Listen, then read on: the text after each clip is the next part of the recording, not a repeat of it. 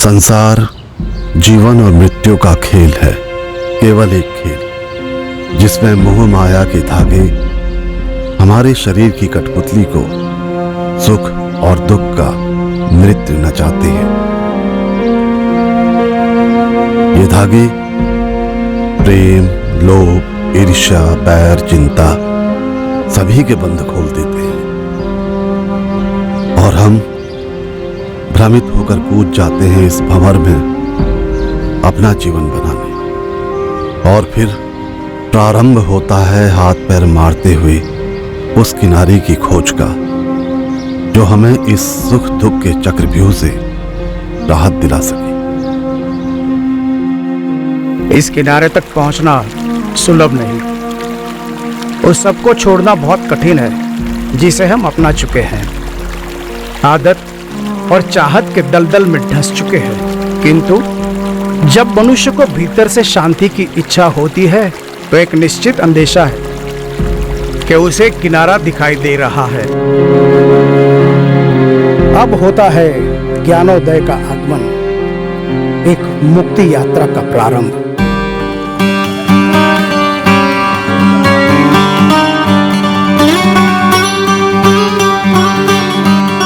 जो आज के लिए नहीं जिया वो जिया भी तक क्या जिया। जब सबकी जिंदगी एक दिन खत्म होनी ही है तो फिर खुल के जियो। ये जिंदगी अगर खेल है तो जीतने के लिए खेलो। जमाने का कोई डर या दायरा ना पालो, अपनी मर्जी के मालिक बनो। बस वही करो जिसमें खुशी हो, जो ढेर सारा मजा दे।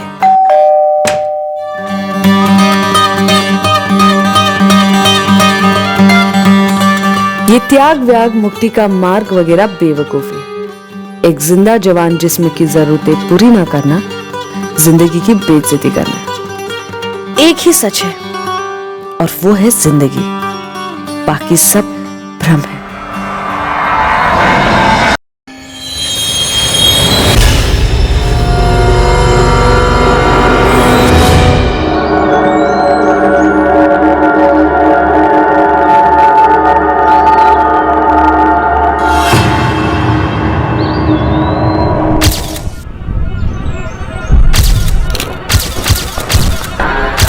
मैडम जी, ये मोहन जायसवाल है, पुष्पा जी और नारायण काका का बेटा। ये रईस लोग हैं मैडम। चंदर, तुमने यहाँ इसे ऐसे ही लटके हुए देखा था? हाँ मैडम, आज सवेरे देखा था। दूर से देखा तो कुछ समझ नहीं आया, पर पास जाके देखा तो खून ठंडा पड़ चुका।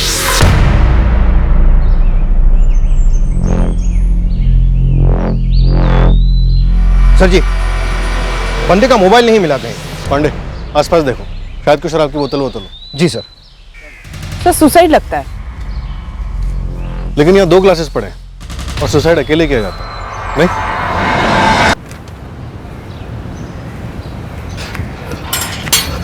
माँ जी। क्या हुआ चंदर?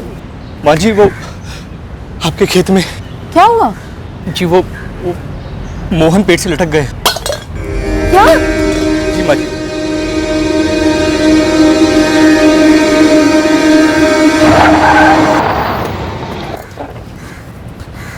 कंफर्म सुसाइड है। प्राइमा फेसी तो यही है सर, लेकिन एक डाउट है। सर, मौका वारदात से शराब के 2 ग्लासेस मिले।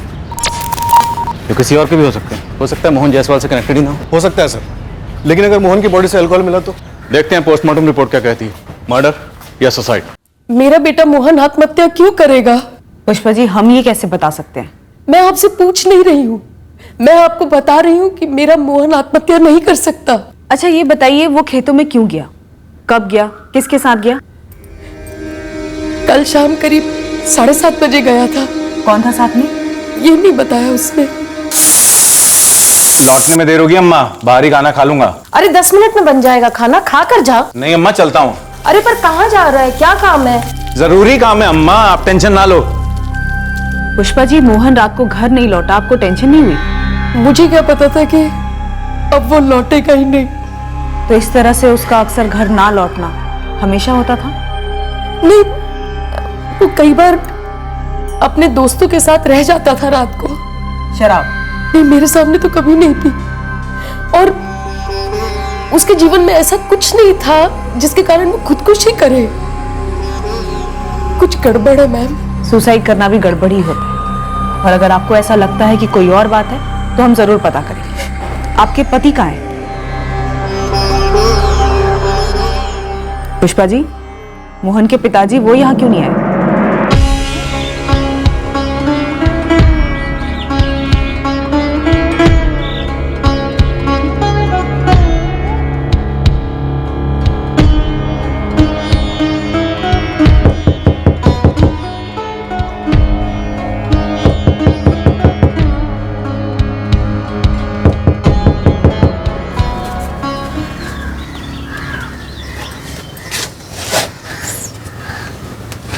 हाँ पुष्पा, हमारा बेटा मोहन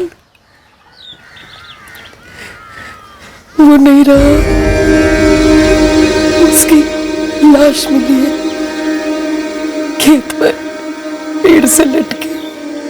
पुलिस का कहना है उसने आत्महत्या की है। उसकी अपनी यात्रा थी, हम सब यात्री हैं। कोई अपनी मंजिल पर पहले पहुंचा तो उसके लिए रोना क्यों?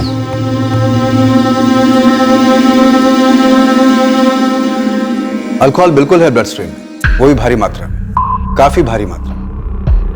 क्राइम सीन से 2 ग्लासेस मिले जिसमें शराब के ट्रेसेस थे, लेकिन कोई बॉटल नहीं मिली। डॉक्टर, क्या आप ये सजेस्ट कर रहे हैं कि मोहन ने इतनी शराब पी रखी थी कि खुद गले में फंदा डालकर पेड़ पर चढ़कर सुसाइड कर पाना मुश्किल था? सवाल तो उठ रहे हैं इंस्पेक्टर, क्योंकि इतनी शराब पीने के बाद इतना मजबूत फांसी का फंदा बांधना, वो गांठ बांधना इतने सटीक तरीके से, वो भी परफेक्टली, और फिर परफेक्टली गले में डालकर पेड़ पर लटक जाना और परफेक्टली मर भी जाना। इतनी शराब पीने के बाद एक एवरेज इंसान 4 कदम सीधे चल भी नहीं सकता इंस्पेक्टर। तो भी शराब पी नहीं गई होगी, बल्कि पिलाई गई होगी। मुझे 2 ग्लासेस मिले, वो जरूर मोहन से कनेक्टेड होंगे। इसके साथ जरूर कोई रहा होगा। मोहन की मां दावे के साथ कह रही है कि मोहन के पास सुसाइड करने की कोई वजह नहीं थी। दाल में काफी कुछ काला। मोहन रात को खेत पर किसके साथ जा सकता था? मुझे पता नहीं मैडम, शायद राहुल को पता होगा। राहुल मोहन का दोस्त है? आपके पास नंबर है उसका? नहीं, मोहन का दोस्त नहीं, वो हमारा दूर का रिश्तेदार है।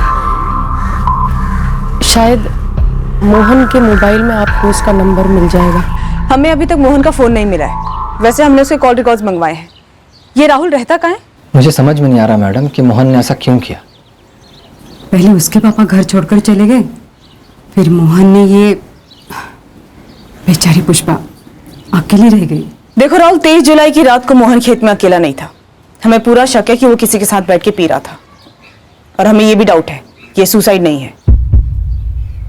मोहन किसके साथ था मैडम? वही मैं तुमसे पूछ रही हूँ। मोहन काफी करीब था तुम्हारे।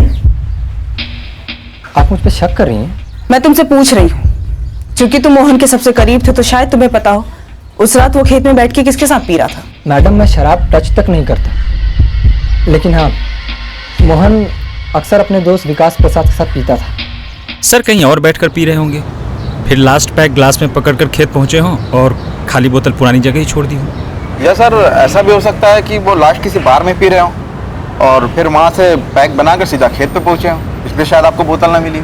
अमित, सलीम, केस का पोस्टमार्टम करना ये हमारा काम।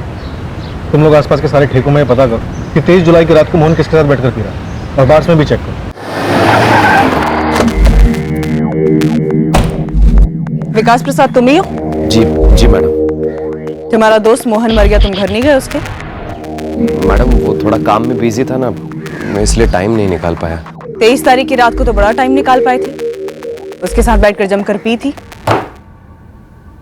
चल उठा रस्सी और बता कैसे फंदा बनाया था। सर मैं उस रात मोहन के साथ था ही नहीं। बेटा रस्सी उठा, रस्सी उठा और बता कि कैसे फंदा बनाया, कैसे गांठ बांधी, कैसे अपने दोस्त को जिंदा पेड़ पर लटका दिया जो नशे में धुत था। सर आप कह रहे कि वो मेरा दोस्त था, तो मैं अपने दोस्त को कैसे मार सकता हूँ जान से? अक्सर गहरी दुश्मनियां गहरी दोस्ती से ही पैदा होती, और रंजिश की गांठ को फांसी का फंदा बनने में ज्यादा वक्त नहीं लगता। सर मेरी और मोहन की कोई रंजिश नहीं थी, हम तो बहुत पुराने दोस्त थे। तेरी मोहन के घर पे और हॉस्पिटल में गैर मौजूदगी इस बात का सबूत दे रही है। मैडम मैंने आपको पहले से ही कहा है, मैं उस रात काफी बिजी था। तो नजरें क्यों चुरा रहे हो? मेरी आंखों में देखकर बोलो कि तुम उस दिन बिजी थे। पिछले 1 महीने से हम दोनों में अनबन चल रही थी। वो हम जानते हैं। दिनेश साहब, पहली बार पे चौका लगा है, सीधा उसी बार पे पहुंचा हूँ जहां मोहन का बैठना फिक्स था। किसके साथ बैठता था? अपने दोस्त विकास प्रसाद के साथ। लेकिन साहब कुछ दिनों से दोनों यहाँ दिखे नहीं थे और 23 जुलाई की रात को तो पक्का वो यहाँ नहीं आए थे। और क्यों बैठना बंद किया दोनों ने? ये तो साहब सलीम ने खुद निकाला है, वही बताएगा। हाँ दिनेश सर, ये विकास प्रसाद यहीं चौरीपुर में ऑटो स्पेयर पार्ट्स की दुकान चलाता है। अब इसको हाईवे से लग के दुकान लगानी थी। एक गाला भी देख रखा था इसने, जो कि इसके दोस्त मोहन जायसवाल का था, लेकिन मोहन ने वो किसी कमल विश्वकर्मा को दे रखा था किराए पे।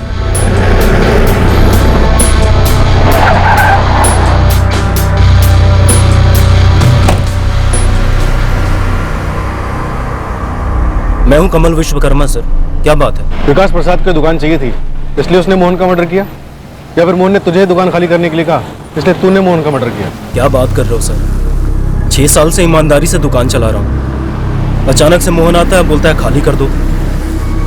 सर मैंने ऑफर भी दिया, 20% किराया बढ़ाकर दूंगा। ना ना ना ना, किराया बढ़ाकर नहीं चाहिए मुझको भैया। कमल भाई, आप हमारी दूसरी वाली दुकान में शिफ्ट हो जाओ, सेम ही किराया होगा। 6 साल से खून पसीना बहाकर ये धंधा जमाया है। हाईवे है तो धंधा है, और यहाँ लोग मुझे जानते हैं, पहचानते हैं। कहीं और जाऊंगा तो 6 साल और लगेंगे धंधा जमाने में, और ऐसा धंधा नहीं होगा। देखो मैं 20% किराया बढ़ाने को तैयार हूँ, अब ना मत बोलो। कमल भाई साहब, मैंने क्या कहा? यहाँ सवाल किराए का नहीं है, यहाँ सवाल है दोस्ती का। मैंने विकास को दी है जुबान देने का तो मतलब आप समझते हैं ना? हाँ समझता हूँ। तुमने मुझे जबान तो नहीं दिया, लेकिन 6 साल से हम लोगों के बीच एक समझौता तो था, जो कि तुम तोड़ रहे हो। मेरी जगह तुम होते तो कैसा लगता? ऊपर से बाल बच्चे वाला आदमी हूँ, जरा इंसानियत के नजरिए से देखो मेरे भाई। देख, धंधे में मैंने कभी दोस्ती नहीं ली, और तू उस आदमी की इंसानियत बता रहा है मुझे। मार्केट से 1 लाख रुपए उठाकर तुझे दिया है डिपॉजिट। उन्हें 1 महीने के नोटिस पर उसे बोला था, आज 2 महीने हो गए। यार विकास, मैंने उससे बात की यार, वो माना ही नहीं। 6 साल पहले मेरे पिताजी से उसने दुकान ली थी, बस इसी बात का राग गए जा रहा है। और मेरे 1 लाख के ऊपर सूद चढ़ा जा रहा है, उसका क्या? और वो तेरे 1 लाख तो मैं तुझे कल ही वापस करता हूँ। सॉरी दोस्त। देख मोहन, तू दोस्त वोस्त तो बोल ही मत मुझे। एक दुकान मांगे थे किराए पर तेरे से, वो भी नहीं दे सका तू मुझे। क्या करता? उस कमल भाई को धक्के मार के निकलवा देता उसकी दुकान से, उसका सारा माल बाहर भिजवा देता। क्या करता बोल? नहीं हो सकता था तो जुबान क्यों दी?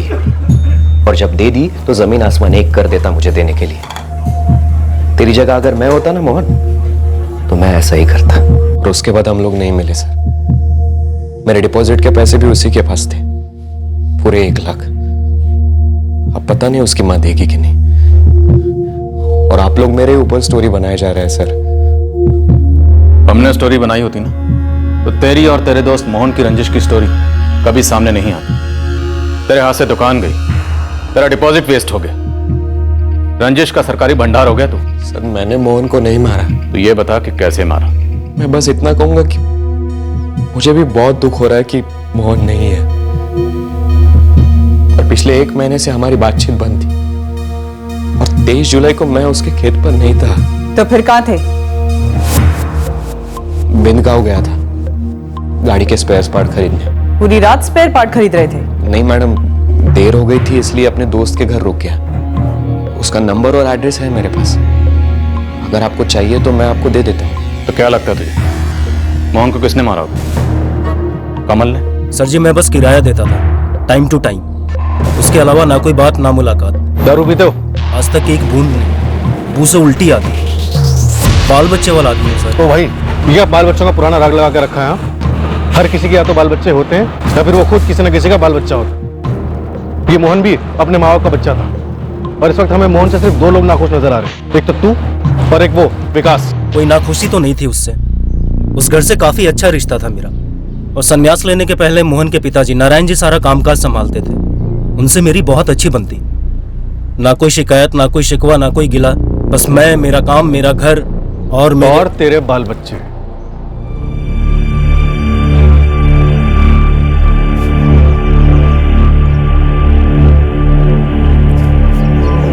पुष्पा बहन, और इंतजार करना ठीक नहीं होगा।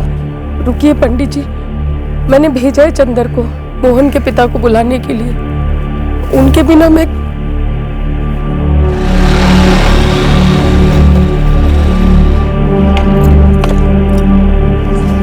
माँ जी, वो तो ध्यान ही नहीं तोड़ रहे हैं। एक पल के लिए आंखें खोली, फिर मुंह फेर लिया। नारायण काका, नारायण काका, काका चलिए ना, मोहन को अग्नि देनी है।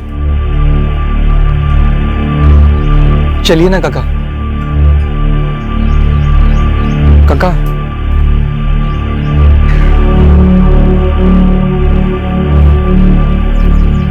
राहुल बेटा, तू ही दे दे अग्नि।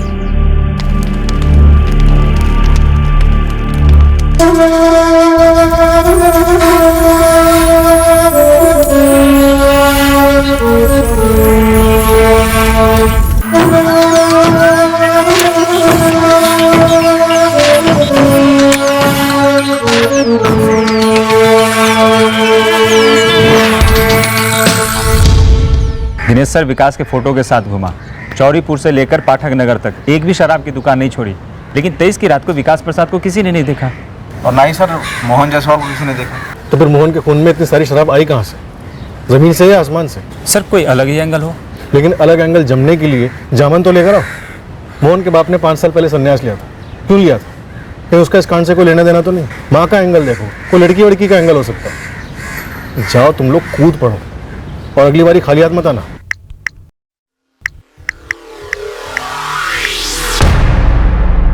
You have called is currently switched off. 44576981 ये नंबर आपकी कंपनी के सिम कार्ड का है। इस नंबर की मुझे पूरी डिटेल चाहिए और इस कस्टमर के पिछले 2 महीने के कॉल रिकॉर्ड्स भी चाहिए। पुष्पा जी, आपके बेटे मोहन की जिससे लास्ट बात हुई थी, वो नंबर ना विकास प्रसाद का है ना ही कमल विश्वकर्मा का है। ये नंबर उसी का होगा जिससे वो मिलने गया होगा 23 जुलाई की शाम को। मुझे नहीं मालूम वो कौन था, मोहन ने मुझे कुछ नहीं बताया। देखिए पुष्पा जी, आप कह रही हैं कि मोहन सुसाइड नहीं कर सकता, कुछ गड़बड़ है। बिल्कुल, हमें भी यही लगता है। आपके बेटे को किसी ने मार डाला है। पर क्यों? किसे परेशानी थी मेरे बेटे से? पुष्पा जी, आपके पति नारायण जी, मोहन के पिता, ऐसी क्या परेशानी थी उनके जीवन में जो उन्होंने संन्यास ले लिया, आपको मोहन को अकेले छोड़ दिया? कुछ तो हुआ होगा जीवन में। काफी संघर्ष किया अपने आप के साथ पुष्पा, इस निष्कर्ष पर पहुंचते। मैं सारी माया से मुक्ति चाहता हूं। मैंने संन्यास लेने का फैसला किया है। हमसे बिना पूछे बिना बात किए आप ये कैसे ले सकते हैं फैसला? मैं सबकी सोच नहीं अपना सकता पुष्पा, पर मैंने सबके लिए सोच रखा है। आज शाम सबको यहां बुलाया है, आज ही बंटवारा होगा। कोई खाली हाथ नहीं जाएगा सिवाय मेरे बारे में क्या सोचा है आपने? मुझे तो अभी मोहन की शादी देखनी है, उसके बच्चों को खिलाना है सारी दुनिया की तरह, और आपके साथ जिंदगी जीनी है मुझे। तुम जैसे चाहो वैसे अपनी जिंदगी जीने के लिए आजाद हो, बस मेरे फैसले में कोई दखल मत देना तुम। देखिए, आपको जो भी संन्यास लेना ना वो आप ले लीजिए, पर घर छोड़ के मत जाइए, यहाँ रहिए ना हमारे साथ। ये साथ ही तो सबसे ज्यादा चुभता है पुष्पा। अब साथ सिर्फ नाथ के साथ है। वो तो मोहन को अग्नि देने भी नहीं आए। नारायण जायसवाल को ऐसी कौन सी चिंता सता रही थी जो बेवक्त नाथ का साथ पाने चले गए? और कहीं यही चिंता उनके बेटे मोहन को तो नहीं सता रही थी, लेकिन उसने संन्यास की जगह सीधे समाधि ही ले ली। सर, सुसाइड का एंगल तो लगभग रूल आउट ही करते हैं। 23 जुलाई की शाम को मोहन को जिस नंबर से फोन आया था वो कंटिन्यूअसली स्विच ऑफ है। सर, कुछ तो गड़बड़ है। नारायण जायसवाल रईस आदमी था, खेत दुकानें घर वर सब उसने अपनी मेहनत से कमाए हुए पैसों से खरीदा था। फिर सर अचानक 5 साल पहले उसने संन्यास ले लिया, क्यों? जायसवाल परिवार की पूरी हिस्ट्री खंगालो और मोहन जायसवाल को जो फोन आया था उसकी डिटेल निकलो। कत्ल हुआ है तो जाहिर सी बात है कोई न कोई वजह तो होगी। आदर्श, तुम अगर होमवर्क टाइम पर पूरा कर रहे हो तो फिर ये टीचर नोट पे नोट क्यों भेज रही है? टीचर ऐसी ही है। अच्छा, और तुम एकदम पढ़ाकू और मेहनती है ना? मम्मी, किसी का भी होमवर्क टाइम पे नहीं होता। रुक, कल पूछती हूँ तेरे सारे दोस्तों से। नहीं। चुपचाप नाश्ता कर। अरे काम पे जाने के लिए देरी नहीं हो रही? नहाए भी नहीं हो अब तक? नहीं, आज मेरा मूड नहीं है, छुट्टी मार रहा हूँ मैं। हफ्ते में 3 दिन तो मूड नहीं होता आपका, बस छुट्टी पर छुट्टी। अरे छुट्टियों का क्या लंगर लगा हुआ है? अगर काम से निकाल देंगे ना तो लंगर में ही खाना खाना पड़ेगा। चल अब दिमाग मत खा, समझी? जा आदर्श को स्कूल छोड़ के आ जा। अरे आप देर से जाओ पर काम पर तो जाओ। तू जा ना, मेरा मूड बने तो जाऊंगा मैं। सिर मत खा मेरा, जा।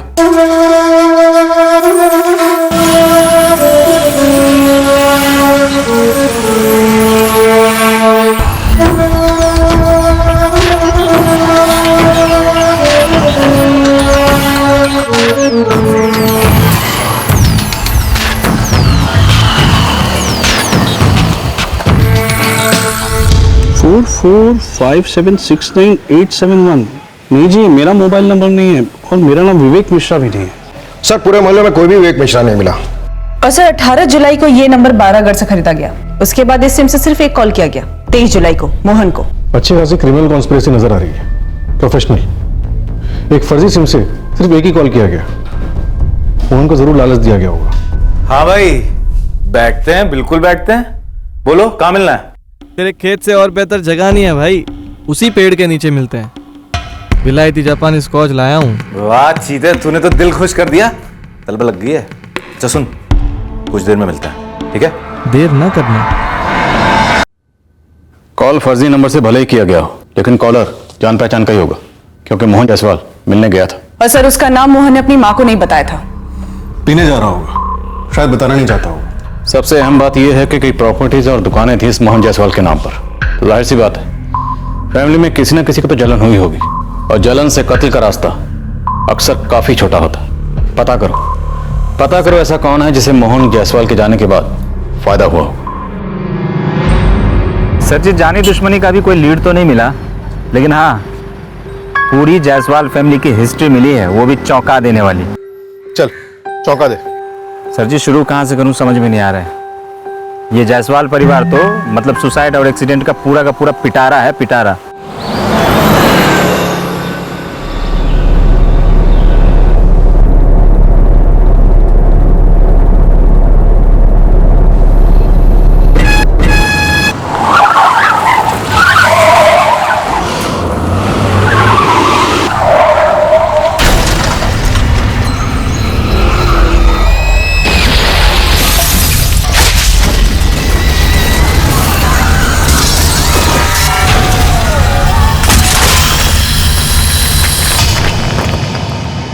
सर साल 2003 की बात है। ये नारायण जायसवाल के बड़े भाई हरिनाथ जायसवाल और उसकी पत्नी मंजू जायसवाल दोनों एक्सीडेंट में मारे गए थे। तो एक्सीडेंट में कुछ गड़बड़ थी?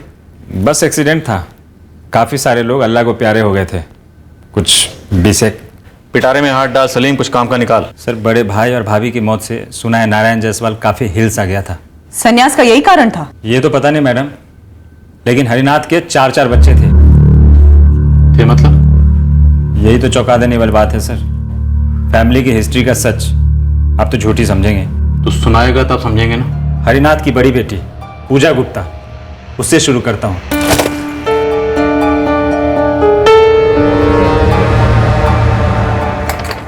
पूजा के बाद एक और बेटी थी उनकी, नीता दास। पूजा और नीता के बाद 2 बेटे, अरविंद जायसवाल और प्रतीक जायसवाल।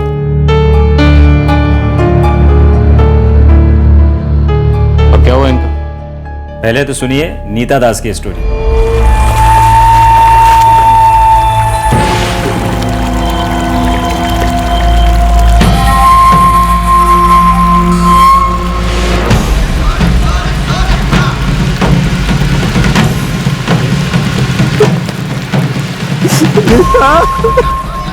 राकेश जी, नीता नहीं रही।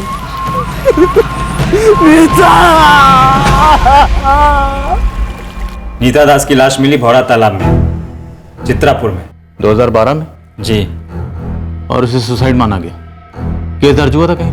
सर चित्रापुर का केस था, आप लोग तो डिटेल्स आसानी से निकलवा सकते हैं। और सस्पेंस सुनिए, ये पहला और आखिरी वाकया नहीं था उस खानदान में। और भी है? अरविंद जायसवाल, दोनों भाइयों में बड़ा और दोनों बहनों से छोटा, उसकी भी बॉडी मिली थी चित्रापुर के भौरा तालाब से 2014 में। नीता दास के मरने के ठीक 2 साल बाद।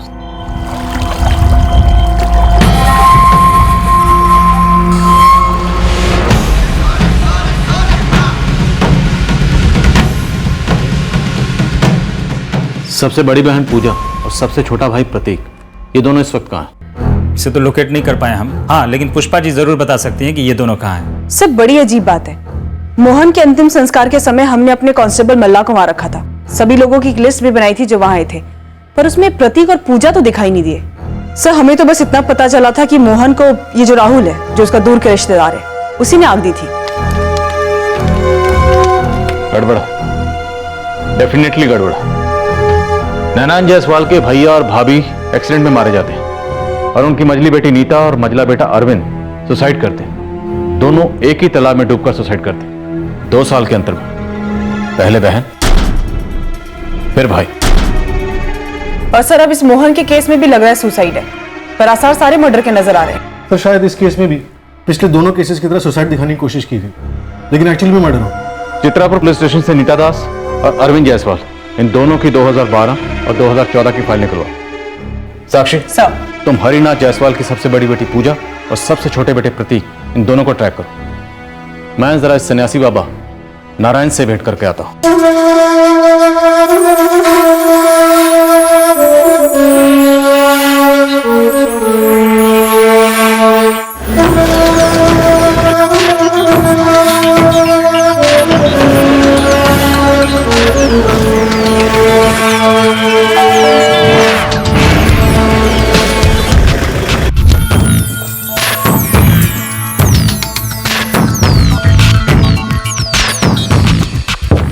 दो 2012 नीता दास,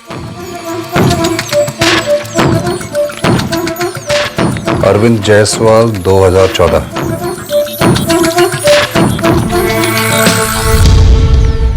सर दोनों केसेस क्लोज किए गए? हाँ, एक्सीडेंटल डेथ करार दिया गया और एडीआर भी फाइल हुआ। आगे कोई भी इन्वेस्टिगेशन नहीं हुई, किसी को कोई गड़बड़ नहीं नजर आई।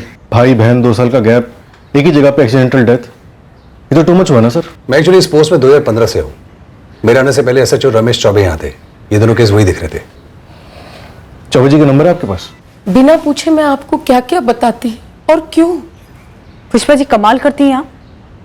आपके परिवार में पहले 2 मौतें सुसाइड या एक्सीडेंट से हो चुकी हैं और आप हर बार इसी बात पे जोर देती आई हैं कि मोहन सुसाइड नहीं कर सकता। तो क्या पुष्पा जी आपको नीता और अरविंद के केस में भी यही लगता है कि उन्होंने सुसाइड नहीं किया है, उनका कत्ल किया गया है? देखिए, हमारा घर अनहोनियों का गढ़ है। जिस घर का आदमी जीवन के बीचों बीच संन्यास ले ले, उस घर के बारे में क्या कह सकते हैं। मेरे पति ने अरविंद और प्रतीक दोनों को अपना अपना हिस्सा दिया। नीता की शादी कराने में तो हमारा तेल निकल गया। पुष्पा जी पहले नीता, फिर अरविंद और अब मोहन। हमें लगता है कि ये सारी मौतें मर्डर्स हैं जो कोई करवा रहा है। ये पूजा और प्रतीक कहाँ हैं? पूजा अपने पति कपिल के साथ गिरीश नगर में रहती है। नंबर और एड्रेस दीजिए, और प्रतीक का भी।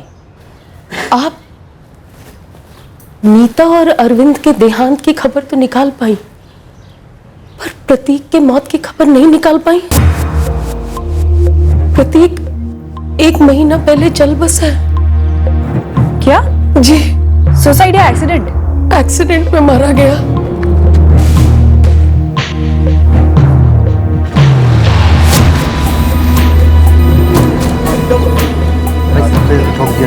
साहब जी, हम काम कर रहे थे उस साइड पे, तभी हमने आवाज सुनी। शायद किसी गाड़ी ने टक्कर मारी है बंदे को साहब। आप में से किसी ने देखा गाड़ी को? हाँ साहब, मैंने देखी है। गाड़ी काले रंग की थी, बड़ी सी।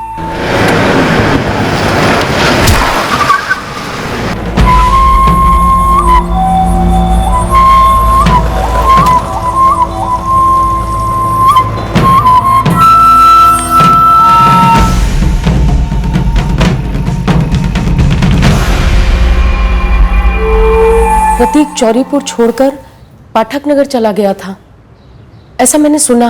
पुष्पा जी, मोहन को मिला के पिछले 4 सालों में आपके परिवार में 4 जवान लोगों की मौतें हो चुकी हैं। मेरे मोहन को किसने मारा है? पुष्पा जी, हमें ये लगता है कि ये वही है जिसने बाकी 3 लोगों को मारा है, और इसका पता हम सबूत के साथ लगाएंगे। संसार जीवन और मृत्यु के बीच का खेल है। कब सांस रुके, जीवन का अंत हो, कौन बता सकता है? कोई नहीं। नारायण जी, आप यहां ध्यान लगाकर जीवन को खेल समझ सकते हैं, पर हम मौत को खेल नहीं समझ सकते। खासकर जब मौत मर्डर से हुई। पिछले 4 सालों में आपके परिवार के 4 सदस्यों की मौत हुई। हमें शक नहीं, लगभग यकीन है कि चारों मौतें मर्डर, कत्ल। शुरुआत नीता से हुई, फिर अरविंद, फिर प्रतीक और अब मोहन। माजरा क्या है? पुष्पा ये चारों खबरें लेकर आई थी मेरे पास। मैंने सुना, छोड़ दिया। सब कुछ छोड़ चुका हूं मैं। सबसे पहले परिवार का स्नेह। और इस वैराग्य का कारण आपके बड़े भैया हरिनाथ और भाभी मंजू की मौत। सही पहचाना आपने। हरि भैया की मौत से मैं इतना डर गया, मानो आत्मा सिकुड़ गई। फिर लगा व्यर्थ है ये जीवन। जहां सांस लेते वक्त भय जाता हो और निकलते वक्त चिंता निकलती हो, बस त्याग दिया सब कुछ। और आपके पीछे आपके परिवार के 4 सदस्यों ने बेवक्त इस दुनिया को छोड़ दिया। आप मुझसे क्या जानना चाहते हैं इंस्पेक्टर? जो लोग गए हैं मैं उन्हें वापस बुलाऊं? पूछो उनसे कि भाई ऐसा क्या हुआ जो आप बेवक्त चले गए? जबकि बेवक्त कुछ होता नहीं है। कर्मों के काल चक्र में सब कुछ सही वक्त पे होता है। और अगर इतनी ताकत होती मुझ में, तो सबसे पहले मैं अपने हरि भैया और भाभी को नहीं रोकता। व्यर्थ है ये सारी बातें। मैं बस इतना कहूंगा कि मैंने अपनी जिम्मेदारी अधूरी नहीं छोड़ी है। आपको जायदाद का बंटवारा जैसे करना है आप कीजिए पापा, लेकिन आप खुद क्यों जा रहे हैं? मेरा इस संसार में मन नहीं है मोहन। पूजा कपिल के साथ खुश है, नीता राकेश के साथ, अरविंद और प्रतीक भी बड़े हो गए हैं, तुम्हारी तरह अपना देख लेंगे। मेरा जो कुछ भी था वो अब सब आप लोगों का है। सबको उसका हिस्सा मिलेगा। मैंने अपनी समझ के अनुसार न्याय करने का प्रयास किया है। अब कहीं कोई 19-20 हो जाए तो मुझे क्षमा कर देना। अरविंद, प्रतीक, तुम्हारे पिता मेरे बड़े भाई, पिता समान बड़े भाई। उनका घर अब तुम दोनों का है। दोनों का बराबर का हक होगा। उनके खेतों की जमीन का एक हिस्सा नीता और पूजा को मिलेगा, बराबर 2 भाग। चाचा जी, हम सब साथ में यहाँ खुश हैं। आज आप ही हमें घर छोड़ के जाने को कह रहे हैं। शराब छोड़ दी तुम दोनों ने? अगर छोड़ दी कहोगे तो चुभेगा, क्योंकि तुम्हारी सांसें सच बोल रही हैं। तुम दोनों अपनी मर्जी के मालिक रहे हो और नशे के गुलाम। खैर, मैं नसीहत देने वाला कौन होता हूं। सिर्फ एक बात कहूंगा, हरि भैया ने बड़ी मेहनत और वक्त लगाकर उस घर को बनाया है। उसे नशे में डुबो मत देना। पापा, ये सब अभी करना जरूरी है क्या? आप कैसे रहेंगे हम सबके बिना? वहां क्या करेंगे अकेले? ये मेरा पथ है, मेरा निर्णय है। हम में से हर कोई दूसरे के चुने हुए पथ पर बाधा नहीं बन सकता। चलता हूं। मेरी दुनिया अब मेरे भीतर है। मैं अधिकतम वहीं रहता हूं। कभी कभार तो बाहर की दुनिया में आते हैं ना। मजबूरी है शरीर की, आना पड़ता है। जैसे कि अब आ ही गए हैं तो ये बता दीजिए कि आपको किसी पर शक है या कोई ऐसी बात जो आप हमें बताना चाहते हैं? जी नहीं। परिवार में कोई दुश्मनी, जर जोरू जमीन का कोई झगड़ा, आपके हरिनाथ भैया की किसी से कोई दुश्मनी? हरि भैया की सबसे बड़ी दुश्मनी तकदीर से थी, जिसने इतनी बेरहमी से उन्हें और भाभी को बेवक्त छीन लिया। और उस सब के बाद एक ही बात समझ में आई, सब माया। हाँ दिनेश, ये दोनों केसेस नीता दास और अरविंद जायसवाल दोनों मैंने ही फाइल किए थे, और दोनों ही केसेस में एक पॉइंट तक कोशिश की गई कोई नया एंगल ढूंढने की, पर ऐसा कुछ भी सामने नहीं आया। रमेश जी, भाई बहन 2 साल के अंतर में एक ही तालाब में मरे पाए जाते हैं। नीता की रिपोर्ट में लिखा है एक्सीडेंटल डेथ, क्योंकि नीता को स्विमिंग नहीं आती थी। और 2 साल बाद अरविंद की रिपोर्ट में भी लिखा है एक्सीडेंटल डेथ, क्योंकि उसने बहुत पी रखी थी। पोस्टमार्टम रिपोर्ट्स अटैच है दिनेश, यही फाइंडिंग थी हमारी। बस इत्तेफाक था कि दोनों भाई बहन एक्सीडेंटली एक ही जगह पे मर गए। इत्तेफाक हैट्रिक मार गया। खबर मिली आपको? नहीं तो। नीता और अरविंद का छोटा भाई प्रतीक जायसवाल 1 महीने पहले एक एक्सीडेंट में मारा गया। हमारा करंट केस इन तीनों का चचेरा भाई मोहन जायसवाल नशे में धुत उसकी लाश एक पेड़ से लटकी हुई मिली। सुसाइड रूल आउट हुआ है। एक्सीडेंट तो कंसीडर भी नहीं कर सकते। अब ऑप्शन बचा मर्डर। देखो दिनेश, उस वक्त नीता दास और अरविंद जायसवाल के केस में जो प्राइमा फेसी थी और जो इन्वेस्टिगेशंस हुई, हर एंगल से एक्सीडेंटल डेथ का ही केस बनता था और वही रिकॉर्ड और वही फाइल हुआ। लेकिन हाँ, अब इस नई जानकारी की रोशनी में जरूर हो सकता है कि इन दोनों केसेस में हमसे कुछ छूट गया हो या कुछ चूक गया हो। हाँ, अजीब तो है कि इस प्रतीक जायसवाल की बॉडी में भी काफी अल्कोहल कंटेंट था।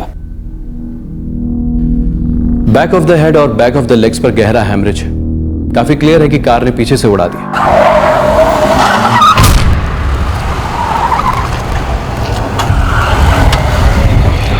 विक्टिम के ब्लड स्ट्रीम में अल्कोहल लेवल्स काफी एलिवेटेड है। ये प्रिज्यूम किया जा सकता है कि विक्टिम ने नहीं देखा कि वो कहां चल रहा है और गाड़ी के सामने आ गया, या गाड़ी आउट ऑफ कंट्रोल होगी और इसे उड़ा दिया। अल्कोहल सिर्फ एक इत्तेफाक हो सकता है, पर ये हिट एंड रन का केस जरूर लगता है। साइट पर काम कर रहे मजदूरों ने एक ब्लैक एसयूवी की बात की थी। हमने काफी खोजा पर कुछ हाथ नहीं लगा।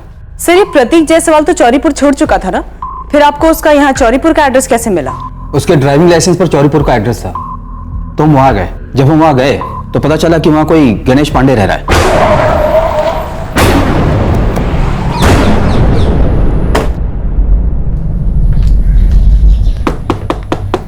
सर, मैंने 1 साल पहले ही प्रतीक जायसवाल से ये घर खरीदा है। उनका कल एक्सीडेंट हो गया। चल बसे। उनके ड्राइविंग लाइसेंस पे यहाँ का एड्रेस था, तो हम यहाँ आ गए। लेकिन सर, वो 1 साल पहले यहाँ से पाठक नगर शिफ्ट हो गए हैं। रुकिए आप, मेरे पास उनके चाचा और उनके चचेरे भाई का नंबर होगा। अगर एड्रेस होगा तो वो भी। हाँ, कहीं लिखा होगा सर। सर, इतना ही नहीं, मेरे पास प्रतीक का पाठक नगर वाला एड्रेस भी लिखा होगा। मैं रुकिए, मैं देता हूँ अभी। हमें पाठक नगर का एड्रेस मिला तो हम उसके चाची के घर गए ही नहीं, बस एक कांस्टेबल भेजकर इन्फॉर्म कर दिया उनके भतीजे की मौत के बारे में।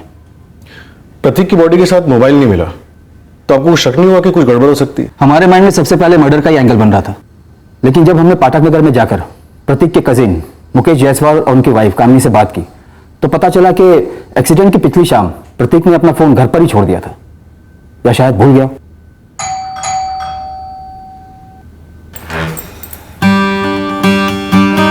जी, ये प्रतीक जायसवाल यहीं रहता था? था का मतलब? यही रहता है, मेरा देवर है।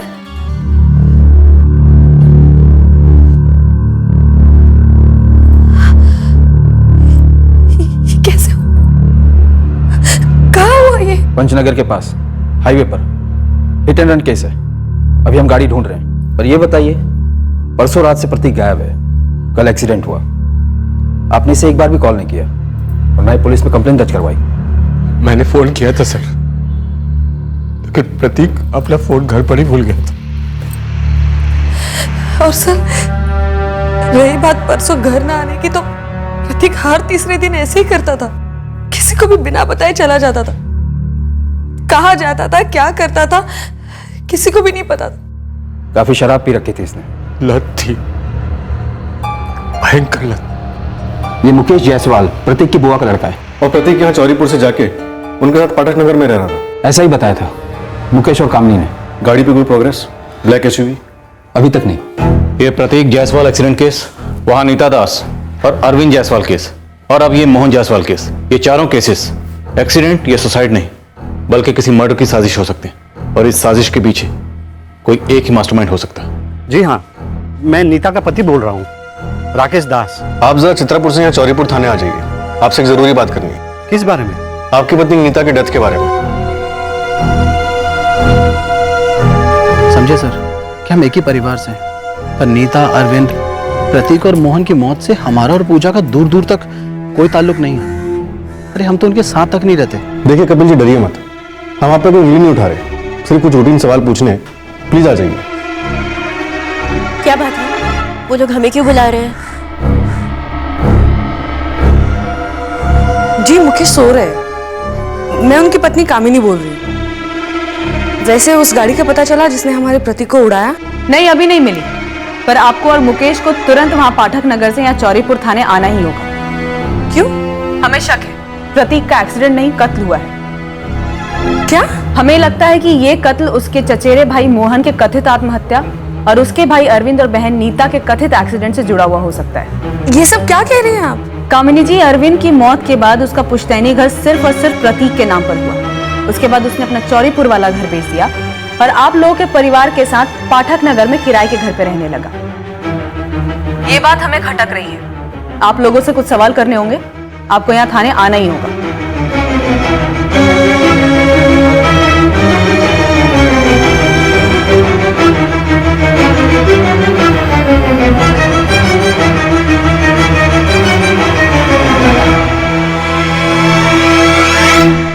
हमें पूरा शक था कि चारों डेथ्स कनेक्टेड हैं। अब हमारे शक को यकीन में बदलने के लिए जरूरत थी कि हम इन चारों केसेस की गहराई तक जाएं और इन्हें आपस में जोड़ने वाली कड़ियों को ढूंढ निकालें। मोहन जायसवाल का सुसाइड मर्डर नहीं लगता तो ये बाकी के तीनों केसेस भी गुमनामी के समंदर की गहराइयों में दफन पड़े रहते। अब पिटारा जो खुल गया था तो हमने भी कमर कस ली और उसमें हाथ डाल दिया। क्या इन चारों केसेस का पर्दाफाश होने से पहले एक और एक्सीडेंट होने वाला था या खुलेआम मर्डर? देखते हैं कल रात इस केस के शेष भाग में। जय हिंद।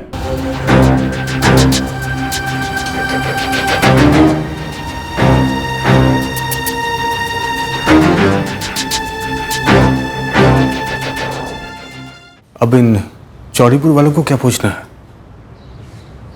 ये वही जाने। अब बुलाया तो जाना पड़ेगा। प्रतीक ने तुम्हें कुछ बताया था? कहाँ जा रहा है, किसके साथ जा रहा है? नहीं, उसने मुझे कुछ नहीं बताया था और मुझे जितना मालूम था वो मैंने बता दिया था।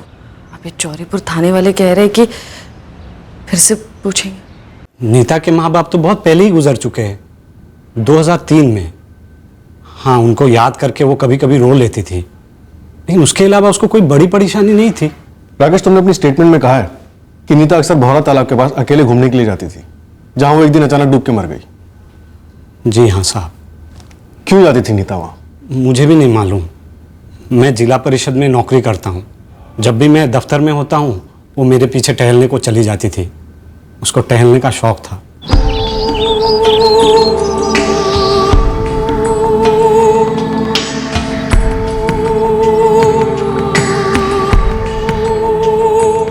शनिचर हो या और कोई छुट्टी हो, वो मुझे भी घसीट के ले जाती थी वहाँ। तालाब उसको पसंद था साहब। और उस दिन आपकी पत्नी नीता 14 सितंबर 2012 को तालाब किनारे रोज की तरह ऐसे ही घूमने के लिए निकली थी? जी हाँ साहब। जब मैं शाम को घर लौटा तो दरवाजे पे ताला लगा हुआ था।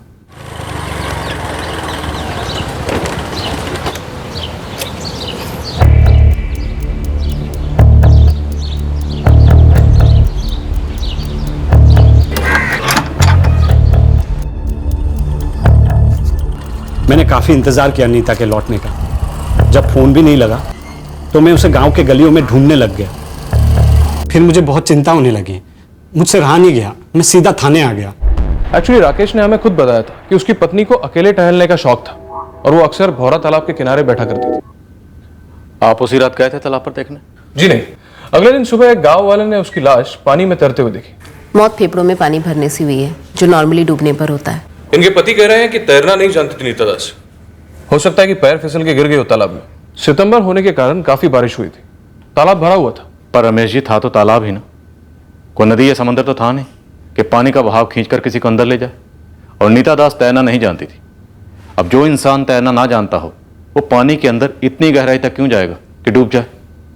आपको ये थ्योरी अटपटी नहीं लगी? लगी थी, और यही सवाल हमने भी राकेश दास के सामने उठाए थे, लेकिन काफी खंगालने के बाद भी हमें ऐसा कोई भी एंगल नहीं मिला शक करने का जिससे कि कोई गड़बड़ की तरफ इशारा हो। सबसे पूछताछ की थी, उसके चाचा चाची से, उसके कजिन मोहन से, उसकी सिस्टर पूजा से, उसके दोनों भाई अरविंद और प्रतीक से भी, जो उस वक्त जिंदा थे। हर एंगल टटोला था। राकेश दास की तरफ से कोई दहेज की मांग थी? नहीं, ऐसा तो कुछ नहीं था। नीता की तो शादी नहीं हो रही थी। उसके बाद राकेश मिला और वो अकेला लड़का था, ना कोई माँ बाप ना भाई बहन, और वो तो इतना सीधा था कि शादी भी वो किसी मंदिर या किसी कचहरी में करने की सोच रहा था। पर हमने उसकी एक नहीं सुनी और बहुत धूमधाम से उन दोनों की शादी की। पुष्पा जी, क्या नीता आत्महत्या कर सकती है? मेरा मतलब उसे कोई परेशानी, पुराना प्रेमी वगैरह? नहीं, ऐसा नहीं था। उसका कोई पुराना प्रेमी वेमी नहीं था। नीता तो एक बहुत खुशमिजाज किस्म की लड़की थी, कभी किसी परेशानी का जिक्र नहीं किया। जब माँ बाप चल बसे तभी भी नहीं।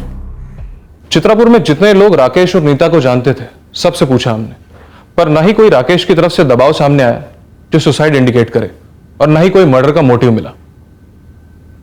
मैंने दोबारा शादी इसलिए नहीं की क्योंकि नीता मेरे अंदर जिंदा है साहब, मेरी सांसों में, मेरी यादों में। मैं उसके अलावा किसी और के बारे में सोच भी नहीं सकता था। ऐसा प्यार था हम दोनों में, आज भी ऐसा। मोहन के क्रियाक्रम पर ना जाने की कोई खास वजह? नीता के जाने के बाद मैं ज्यादा यहाँ वहाँ जाता नहीं हूँ, बस अपने आप में ही रहता हूँ। मुझसे पहले नीता को बहुत रिश्ते आए थे, लेकिन किसी से भी रिश्ता जमा नहीं। मेरा भी रिश्ता बहुत बाद में आया, जैसे किस्मत में हम दोनों का मिलना लिखा हुआ था और अलग होना नहीं, वो भी इस तरह। नीता तैरना नहीं जानती थी? जी नहीं साहब। कभी तुम्हें शक नहीं हुआ कि शायद वो फिसली ना हो, उसे किसी ने धक्का दिया हो?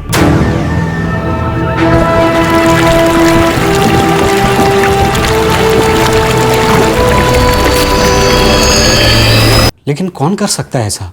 वही जिसे नीता की मौत से फायदा होने वाला था, फिर अरविंद की मौत से, फिर प्रतीक की मौत से, और आखिर में मोहन की मौत से।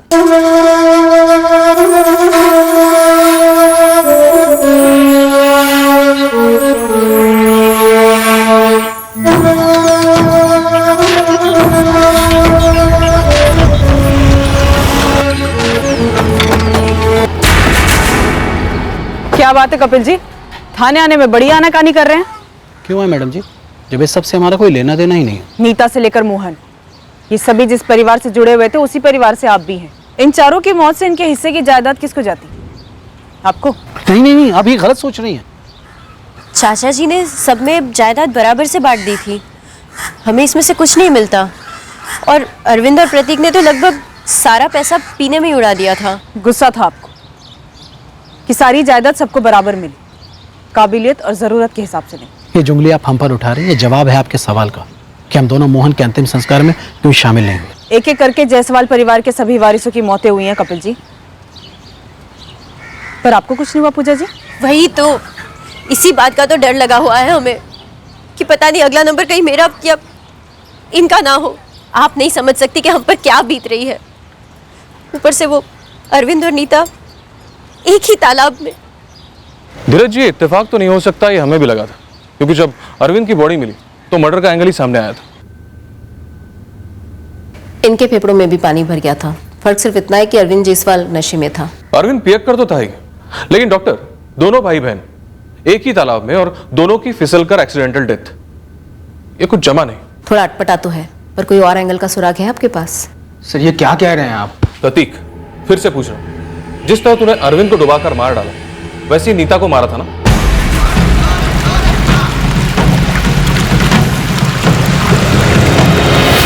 नीता तो तैरना नहीं जानती थी, लेकिन अरविंद जानता था, इसलिए तूने अरविंद को इतना पिलाया कि वो तैरने के लायक ही नहीं रहा, है ना? सर क्या बकवास है ये सर। नीता दी से मैं सालों से मिला नहीं था, और अरविंद भैया तो कल दोपहर को ही घर से निकल गए थे। मैं तो अकेला घर पर बैठकर पी रहा था सर।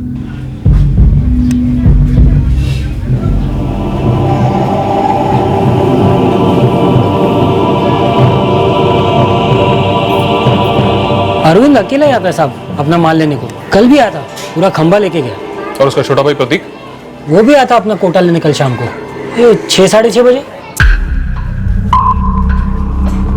अब अपना तो धंधा है ना साहब, वो दारू बेचते थे दोनों को, लेकिन उनका वो चाचा है ना, सन्यासी चाचा नारायण जायसवाल, उन्होंने उन दोनों को बहुत समझाया, लेकिन कुत्ते की दुम कभी सीधी हुई है साहब। जायदाद को लेकर दोनों भाइयों में आपस में बैर था क्या? काहे की जायदाद साहब, पी पाके दोनों ने सब कुछ खत्म कर दिया है। डाउट तो तगड़ा था, लेकिन मर्डर साबित करने के लिए कोई सुराग नहीं मिला। रमेश जी, नीता के अलावा अरविंद, प्रतीक और मोहन, इन तीनों ने मौत के वक्त पी रखी थी। अब सवाल यह है कि इन्होंने पी रखी थी या इन्हें पिलाई गई थी जानबूझ के, ताकि ये मौत एक्सीडेंट लगे। लगता है किसी ने इनके पेकड़ होने का पूरा फायदा उठाया।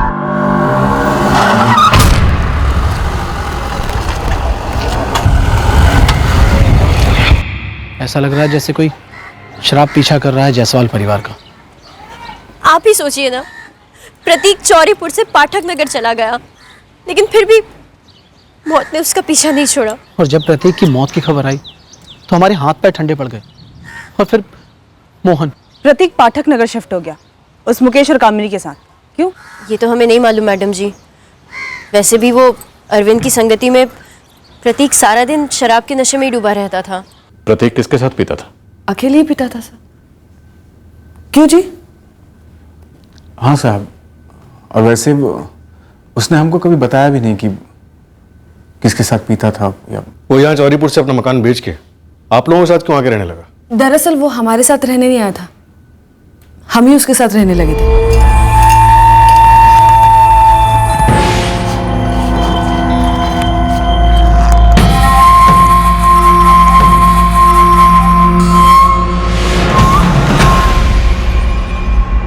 अरे इतना क्या सोचना, बेकार में यहाँ पर किराया दे रहे हैं और वहाँ मेरा इतना बड़ा घर है, तो रहने वाला मैं अकेला। आ जाइए ना वहीं। वैसे मुझे कोई एतराज नहीं है जी, मतलब पाठक नगर है भी अच्छी जगह यहाँ से, है ना? प्रतीक काफी डरा हुआ था। उसकी नीता दीदी और अरविंद भैया की मौत के बाद वो अकेले नहीं रहना चाहता था, चौरीपुर ही छोड़ना चाहता था। और आपसे क्या छुपाना साहब, हमारी हालत काफी खस्ता चल रही थी। पढ़े लिखे नहीं है हम साहब, जैसे तैसे करके मजदूरी करके पेट पाल रहे थे हम। हमको लगा कि किराया बचेगा, ऊपर से पाठक नगर में बड़ी बड़ी फैक्ट्रियां भी आने लगी थी। प्रतीक अब जब नहीं रहा तो वहां का किराया कौन देगा? चौरीपुर से तो ज्यादा ही होगा। प्रतीक का सुन ही पड़ गए हैं हम मैडम। पता नहीं आगे क्या होगा, छोड़कर वापस शायद चौड़ीपुर ही लौटना पड़े हमें। तुम प्रतीक की बुआ के लड़के हो ना? जी साहब। तुम मोहन की बुआ के लड़के हुए? जी सर। करीब का रिश्ता है, फिर भी ना तुम मोहन को कंधा देने आए और ना ही उसकी मां पुष्पा का शोक बांटने आए। क्यों? नहीं आ पाए मैडम, हम बुरी तरह से हिले हुए थे। कुछ समझ में नहीं आ रहा था कि आगे क्या होगा, कैसे होगा। हम शोक में शरीक नहीं हो पाए तो गुनाह तो नहीं किया ना, हम खुद अपने शोक में थे।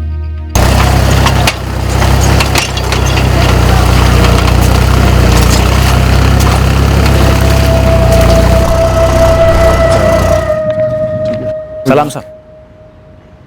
प्रतीक ने अपनी बाकी सारी जमीन शराब में गंवा दी, बस एक टुकड़ा बचा है। 20,000 आ जाते थे इससे महीने के। जो अब या कपिल और पूजा को जाएंगे या फिर राकेश दास को, नीता के पति को? जी साहब, अरविंद और प्रतीक को मारकर ये खेत पूजा और कपिल के हो सकते हैं, लेकिन नीता को मारकर इन्हें क्या मिला? सब कुछ तो राकेश दास को गया, और मोहन के बाद उसका हिस्सा उसके माँ पुष्पा को जाएगा। 23 जुलाई को जिस फर्जी नंबर से मोहन को विवेक मिश्रा के नाम से फोन आया था, उस वेंडर को ट्रेस किया, खूब कूटा पर कुछ निकला नहीं। प्रॉपर्टी का भी कोई एंगल बन नहीं रहा सर। अरविंद और प्रतीक पहले सब कुछ पी चुके थे, और नीता का जो कुछ भी था वो राकेश को गया। अब शायद राकेश को हटाने का प्लान बन रहा। सर, राकेश के बाद सारी प्रॉपर्टी पूजा और कपिल को जाएगी, और अब पूजा और कपिल को भी रास्ते से हटाने का प्लान बन सकता है सर। मोहन की प्रॉपर्टी पुष्पा जी को जाएगी, शायद अगला टारगेट वही हो। 4 मौतें हो चुकी हैं और पूरी पॉसिबिलिटी है कि चारों मर्डर्स हैं। पहले 2 वाकयात के बाद ही गहराई में जाने की जरूरत थी। खैर, हम एक और मौत अफोर्ड नहीं कर सकते। दिनेश, तुम्हें ये प्रॉपर्टी वाला एंगल सही नहीं लगता? सर, जो ग्राउंड रियलिटी है उससे तो नहीं लगता। तो जो भी ग्राउंड रियलिटी है उसे टटोलो, क्योंकि मेरा इंट्यूशन कहता है कि किसी ने जिंदगी और मौत के बीच का खेल शुरू किया है, और यह खेल बीच में ही रुका है। पर यह खेल कातिल नहीं जीत सकता, क्योंकि इस खेल को हमें जीतना है।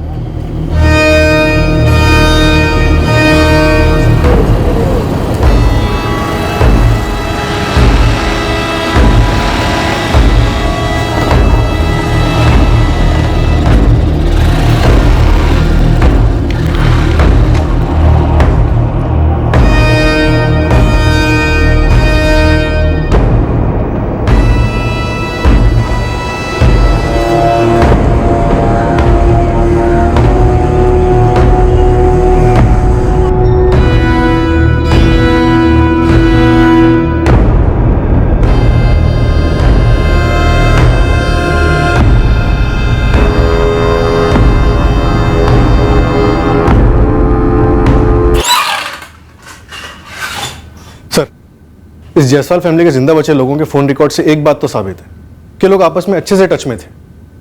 पूजा और कपिल राकेश के साथ और राकेश कामिनी के साथ इन लोगों की अक्सर बातें होती थी। सर ये सभी एक ही परिवार के हैं, तो आपस में टच में रहना कोई बहुत ज्यादा शक करने वाली बात तो है नहीं। पर सर एक बात तो है जो खटक रही है। क्या साक्षी? सर 24 जुलाई के बाद यानी कि मोहन के मर्डर के बाद इन सबकी आपस में एक बार भी बात नहीं हुई है। इंटरेस्टिंग। आगे? सर राकेश कामिनी और मोहन के साथ एक नंबर रेगुलर टच में रहता था। किसका है नंबर? राहुल जायसवाल का, इनका दूर का रिश्तेदार है। मोहन को अग्नि इसी ने दी थी। 24 जुलाई के बाद कोई भी रिश्तेदार टच में नहीं रहा और इनमें से कोई भी मोहन जायसवाल के फ्यूनरल में शामिल नहीं हुआ। क्यों? क्योंकि सर शायद ये हमारी नजर में नहीं आना चाहते हो। सर मुझे ये लगता है कि अगर हमने मोहन के केस को मर्डर केस नहीं माना होता तो शायद ये जो पहले 3 मौतें हुई हैं ये हमारी नजर में नहीं आती। सर पहले इन्वेस्टिगेशन में नीता, अरविंद और प्रतीक की मौत एक्सीडेंट या सुसाइड रिपोर्ट किए गए थे, लेकिन एक बात का फर्क है सर, नीता और अरविंद के केसेस में कोई भी आई विटनेस नहीं थे, जबकि प्रतीक के केस में थे साइट पर काम करने वाले मजदूर। नॉट एग्जैक्टली दिनेश, हो सकता है कातिल ने बड़ी चालाकी से यहां भी कत्ल को एक्सीडेंट का लिबास पहना दिया। मैंने प्रतीक की डेथ फाइल देखी, उन मजदूरों ने ब्लैक एसयूवी को जाते हुए देखा, एक्सीडेंट के वक्त नहीं।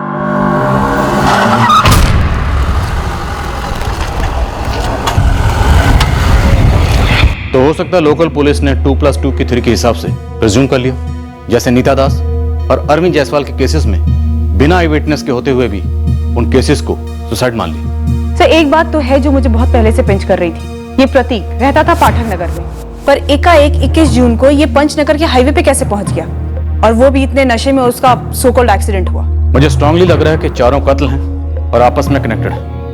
जरूर 4 साल पहले ऐसा कुछ हुआ जिसके चलते सबसे पहले नीता को रास्ते से हटाया गया। ये जिंदगी और मौत का खेल 4 साल पहले शुरू हुआ होगा। पहली कठपुतली तभी नचाई गई होगी। पुष्पा, ग्रस्त आश्रम से सन्यास की ओर जाने वाला रास्ता एक तरफा है। जब यहां आकर रहोगी तो संसार के चक्रव्यूह का भंवर फिर से बनेगा। मोहन के जाने के बाद ये अकेलापन मुझे खाए जा रहा है। मैं जीऊं तो किसके लिए जीऊं? ये सारे सवालों का जवाब हर इंसान को अकेले ही सुलझाना होता है। मैं तुम्हारी कोई मदद नहीं कर सकता। मेरी जिंदगी का वो अध्याय अब खत्म हो चुका है। किस मिट्टी के बने हैं आप? ऐसे कैसे खून का रिश्ता खत्म कर सकते हैं? आपको कोई फर्क नहीं पड़ता? आपके खानदान में पूजा के अलावा अगली पीढ़ी का कोई नहीं बचा है। कोई आता नहीं है, कोई जाता नहीं है। सभी कर्मों के चक्रव्यूह में एक पायदान से दूसरे पायदान आगे या पीछे बढ़ते हैं। सभी की अपनी यात्रा है। अब उसमें दुखी होकर तुम अपना अकेलापन और बढ़ाओगी। तो क्या मैं भी जान दे दूं? डूब कर मर जाऊं या लटक जाऊं? आवेश में आकर कड़वी बातें कर रही हो। ध्यान लगाया करो। अपने अंदर भीतर चली जाओ, तुम्हें जिंदगी का मकसद समझ में आ जाएगा। ये सारे मोह माया के धागे काट कर तुम भी मुक्ति के मार्ग पर आगे बढ़ सकती हो। जीवन भर की कठपुतली बने रहना इंसानी शक्ति का अपमान है पुष्पा।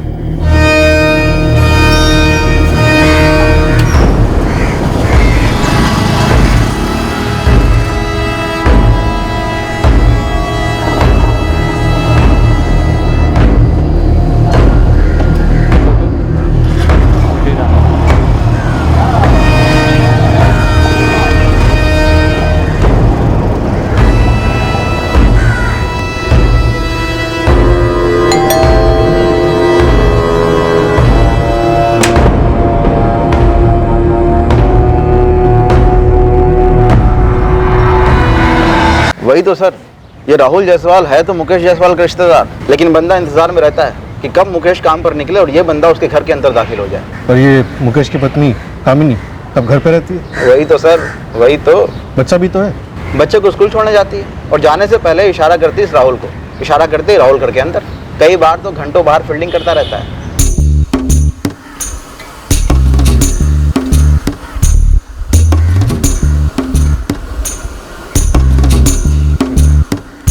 जिस दिन ये सिग्नल होता है मतलब मुकेश उस दिन काम पर नहीं गया, घर पर ही। तो राहुल उस दिन कामिनी घर नहीं जाता, उल्टे पैर वापस लौट जाता। बड़ी शिद्दत वाला आशिक लगता है। वही तो सर।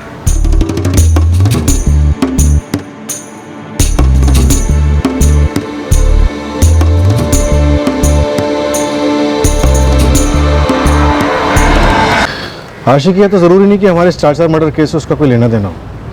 तो फिर तेरे पास हुक्म का कोई इक्का है? फिलहाल तो नहीं है सर, लेकिन एक तुक्का मारो।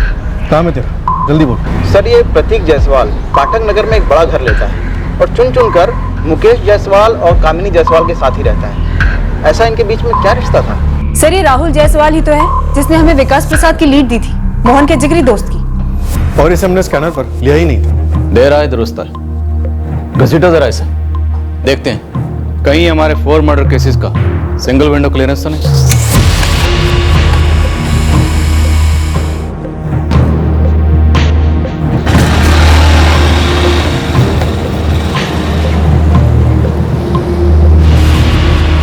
देख सलीम, बड़े बाबू के नाक के नीचे से पेपर निकलवाना मतलब जिंदगी और मौत का सवाल है। ओ जय बाबू, 4 मौतें हुई है, केस कोयले पर है।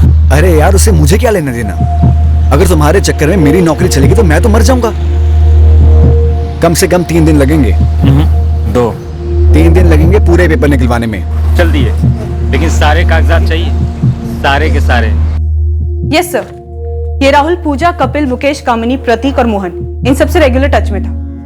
क्यों, आपको कुछ खटकने वाली बात मिली क्या? 21 जून को प्रतीक जायसवाल आखिरी बार जिंदा देखा गया और उसी दिन उसका सो कॉल्ड एक्सीडेंट भी हुआ। और उसी सुबह 8 बजे राहुल ने किसी धामी ट्रेवल्स के लैंडलाइन पे कॉल किया था, पाठक नगर की एक ट्रैवलिंग एजेंसी। सर कहीं वो ब्लैक एसयूवी? करेक्ट, खटकने वाला हूं।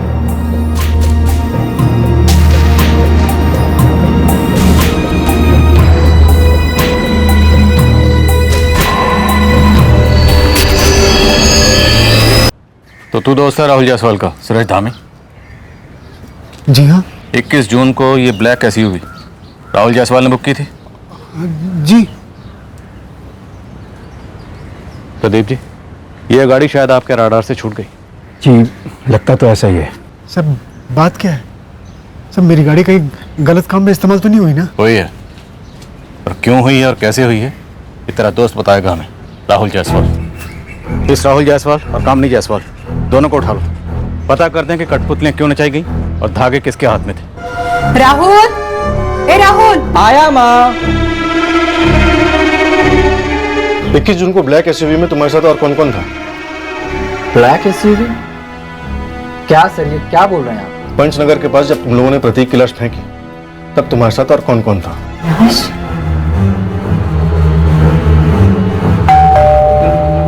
जी, आदर्श स्कूल में है ना? हाँ। लेकिन क्या हुआ? वो ठीक तो है ना? बिल्कुल ठीक है आदर्श। मुकेश से कहना वो उसे स्कूल से लेके आए, क्योंकि हम तुझे लेने आए हैं। मुझे? लेकिन क्यों? ये तुझे भी पता है क्यों, और मुकेश को भी पता है क्यों। मुकेश से कहना कि हमारे आदमियों ने उसकी साइड पे नजर रखी हुई है, तो आदर्श के साथ भागने की कोशिश तो कतई ना करे, वरना जेल में उसकी टांगें तोड़ दी जाएंगी। तुम्हारी गर्लफ्रेंड कामिनी सब कुछ कबूल कर चुकी है। उसने कबूल किया है कि प्रतीक के मर्डर में वो शामिल थी। मर्डर, एक्सीडेंट नहीं। अगर तू चाहता है कि तेरे हाथ पैर सलामत रहे, सब कुछ सच सच पक दे। झूठ बोल रहा है राहुल। तो तू सच बोल, रोका किसने है? बोल, तूने मारा प्रतीक को या राहुल ने? मैं प्रतीक को क्यों मारूंगी? राहुल क्यों मारेगा? वो आप उससे पूछिए ना। मतलब राहुल ने मारा है ना?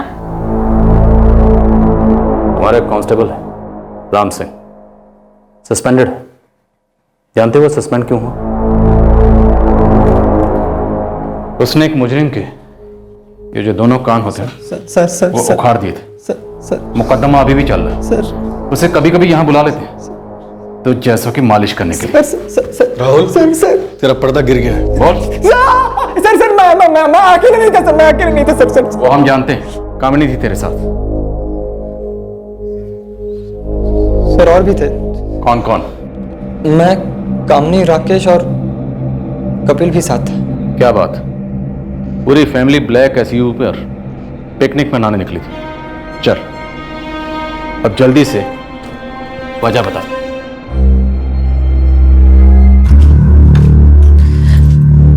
थोड़ा संभल के, वो घर पर है। अरे प्रतीक, आजा आजा। कैसे हो भाई? मस्त हो मुकेश भाई एकदम। आप कैसे हैं? भाई जिंदा है तेरी भाभी की राज में। प्रतीक चाय लोगे? हवा भी पिला दो।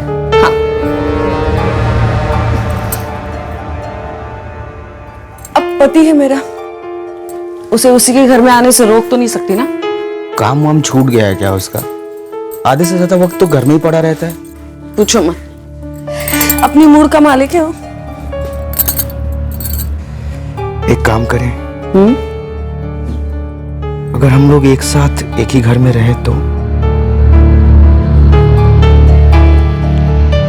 बढ़िया, लेकिन वो यहाँ चौरीपुर में नहीं हो सकता। तो प्रतीक का खुद का घर बेचना और पाठक नगर में एक बड़ा घर लेना, ये सब तेरा आइडिया था ना? नहीं, उसी का था। तरसता था मेरे लिए। और राहुल, वो भी तरसता था?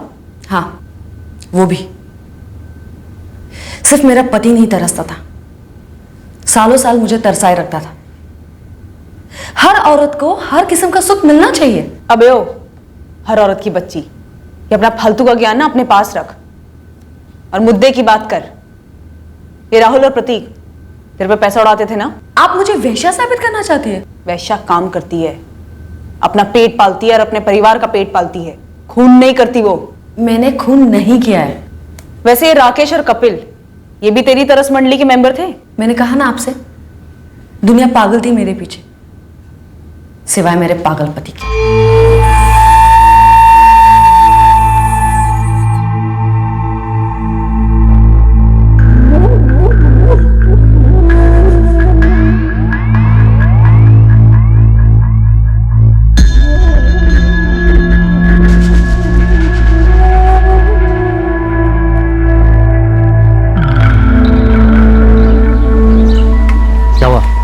मुकेश घर पर होगा या फिर कामनी इस प्रतीक के साथ होगा। ये प्रतीक ना कुछ ज्यादा ही मुंह मार रहा है। हाँ यार, जब जाओ साला वहीं बैठा रहता है। ऐसा एक बार भी नहीं हुआ जब हम लोग वहाँ गए हों तो भाई साहब उठकर दूसरे कमरे में चले जाएं या घर से बाहर चले जाएं। यार अपना अच्छा चल रहा था यार, मिल बांट के। ये बेवड़ा प्रतीक कहाँ से आ गया है? बावला हो गया कामिनी के पीछे। शादी वादी करना चाहता है क्या? अब मुझे क्या मालूम, मैं तो उससे कुछ बोल भी नहीं सकता। मेरा दूर का रिश्तेदार जो है, और तुम्हारा तो साला है ना। प्रतीक, जैसे तू रिश्तेदार है ना, वैसे वो भी रिश्तेदार है। लल्लू मत समझ मुझे कामिनी, जब देखो तब ये दोनों धमक जाते हैं यहाँ। चौरीपुर में भी आते होंगे है ना? मेरे पीठ पीछे तेरा इन दोनों के साथ भी चल रहा है, क्यों? बड़ा गुस्सा आ रहा? इतना हक तो मेरा पति भी नहीं जता था। हक है, इसीलिए हक जता रहा हूं, समझी? और आज के बाद ये राहुल और राकेश जीजाजी यहाँ दिखने नहीं चाहिए, कभी नहीं मिलेगी तुमसे। हक वही जता सकता है जिसके जेब में पैसा हो और जिसके जेब से पैसा आसानी से निकले। लेकिन प्रतीक तो दिन भर दिन कंगाल हो जा रहा था। तो तूने राहुल और राकेश के साथ मिलकर प्रतीक का मर्डर प्लान किया, और इन सब में कपिल कहां से आया? वो भी शामिल था इसमें? नहीं, मैं कपिल के साथ नहीं सोती थी, उसे राकेश साथ लाया था।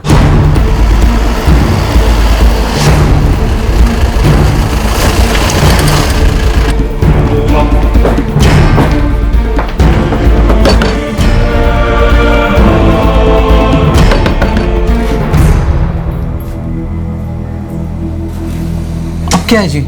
चलो, तुम्हें दारू पिलानी है। क्या? हाँ, ठीक उसी तरह जैसे तुमने प्रतीक को दारू पिलाई थी 21 जून को। प्रतीक मुझसे और राकेश से बहुत चिढ़ता था। वो हमारे साथ पीता नहीं था। ये पीने पिलाने वाला पैंतरा तुम लोग काफी वक्त से काफी लोगों पे आजमा चुके हो। सर, ये पिलाने वाला आइडिया राकेश का था। पी पी के वैसे ही सारी जायदाद खत्म कर चुका है वो, ऊपर से कामिनी के साथ मुंह काला कर रहा है, सो अलग। और काफी पैसे तो उसने कामनी पे उड़ा दिए, समझ रहे हैं ना? देखो, प्रतीक के पास जितने भी खेत वेत बचे हैं ना, उससे अच्छा खासा पैसा आ जाता है। प्रतीक के बाद वो सब हम दोनों का हो जाएगा, हक से। मतलब प्रतीक के बाद? हाँ, प्रतीक के बाद। क्या बोलते हो साड़ू भाई?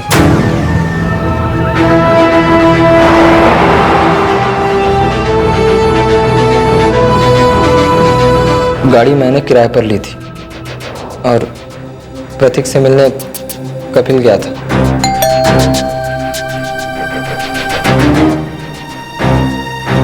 सच सच बता कामिनी, ये कपिल भी तेरी आशिकों की लिस्ट में था ना? मैं आपको बोल चुकी हूं कि वो नहीं था। वो अपनी बीवी से बहुत प्यार करता था। उसे सिर्फ प्रतीक को दारू पिलाने के लिए शामिल किया गया था।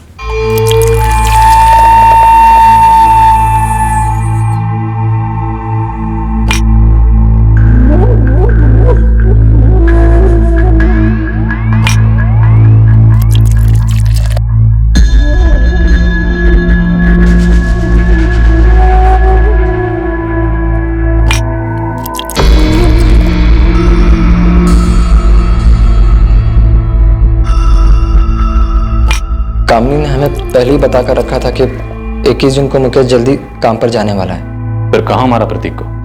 श्यामबाग के पीछे। और प्रतीक को वहां लाए कैसे?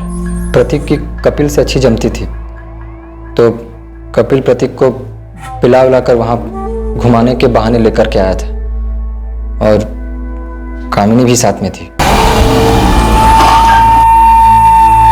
कपिल जीजू, आप तो कह रहे थे किसी अच्छे से बार में बैठेंगे। देखना प्रतीक, बाहर कितनी मस्त हवा चल रही है, मौसम कितना बढ़िया, नशा और भी चढ़ेगा। चलना उधर। हाँ, ये बात तो है।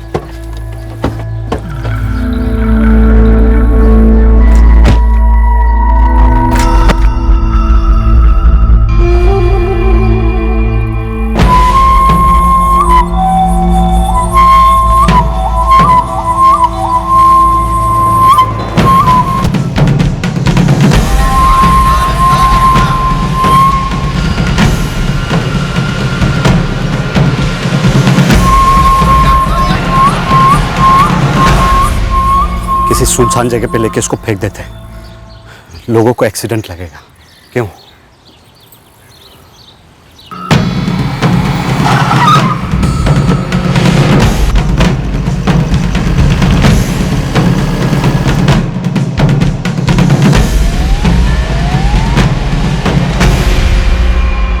मोहन जायसवाल, उसे क्यों मारा? वो भी शामिल था इस सब में?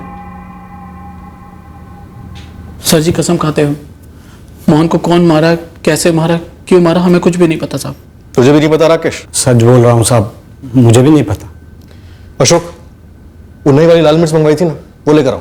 मोहन को मार के मेरा कोई फायदा नहीं होता साहब।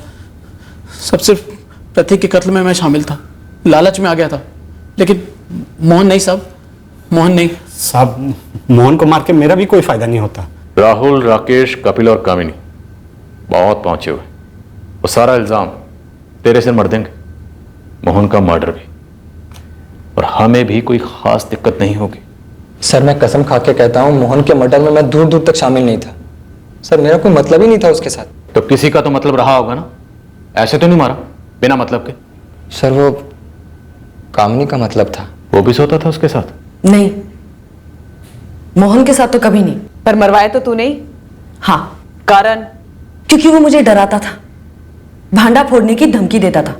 उफ, एक झंझट खत्म होती नहीं कि दूसरी शुरू हो जाती है। किसकी बात कर रही है? वही मोहन जायसवाल। साली, हम दोनों कम पड़ते हैं क्या जो किसी और के साथ? चुप, एकदम चुप। एक तो मेरे आशिकों की गिनती सिर्फ और सिर्फ मैं रखती हूं, कोई और नहीं रख सकता। और दूसरी बात, मुझे वो मोहन पहले से ही पसंद नहीं था। अभी 3 दिन पहले मार्केट में मिला और पीछा करने लगा। कामिनी भाभी। अरे मोहन, कैसे हो? ठीक हूँ, अच्छा हूँ भाभी। आइए आपको घर छोड़ देता हूँ, इसी बहाने आपका घर भी देख लूंगा। मजा आ गया। सो जब जब मुकेश घर पे ना हो मुझे फोन करके बुला लिया करो। पुष्पा मामी को फोन करो क्या? कोशिश करो। फिर उसके बाद मेरा फोन जाएगा पाठक नगर पुलिस थाने। क्या क्या किया मैंने? क्या किया है तुमने?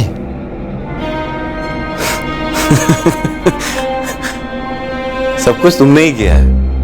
21 जून को मेरी प्रतीक से बात हुई थी, हम मिलने वाले थे पर मिले नहीं क्योंकि कपिल जीजाजी उससे मिलने आ रहे थे। और ये बात तुमने पुलिस को तो बताई नहीं। कोई नहीं, पुलिस तुमसे पूछेगी, कपिल से भी पूछेगी कि ये पहले क्यों नहीं बोला। और क्या छुपा रहे हो? आंखें और कान तो सबके पास होती है कामिनी भाभी, पर हर कोई मुकेश भैया जैसा नहीं होता। साले के कान, नाक और आंखें सब बंद कर देना चाहती हूँ, और वो सिर्फ मेरे लिए ही नहीं, तुम दोनों के लिए भी खतरा है। मुझे बिना मर्जी किसी का छूना तो दूर, देखना भी गवारा नहीं है। और वो कमीना मुझे धमकियां देकर मुफ्त में मजे लेना चाहता था। ये राकेश और राहुल ने उसे मारा? मैं नहीं जानती कि किसने क्या किया, बस खबर मिली कि वो मर गया। और सच कहती हूं, सुकून मिला। हाँ भाई, बैठते हैं, बिल्कुल बैठते हैं। बोलो, कहाँ मिलना है? तेरे खेत से बेहतर जगह नहीं है भाई, उसी पेड़ के नीचे मिलते हैं। विलायती जापानी स्कॉच लाया हूँ। सालों से मेरी और मोहन की अच्छी जमती थी, हम अक्सर उसके खेत में बैठकर पिया करते थे। तो सिर्फ तुम दोनों ही पी रहे थे या उस शाम को सब आशिकों की मंडली जमा हुई थी वहां पे? सिर्फ हम दोनों ही थे, राकेश बाद में आया था।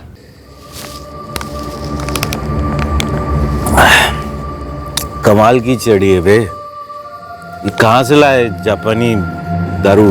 मेरा एक दोस्त लाया एयरपोर्ट से। ये ले, एक और घूंट मार। बस बस बस बस बस बस, बस। Cheers।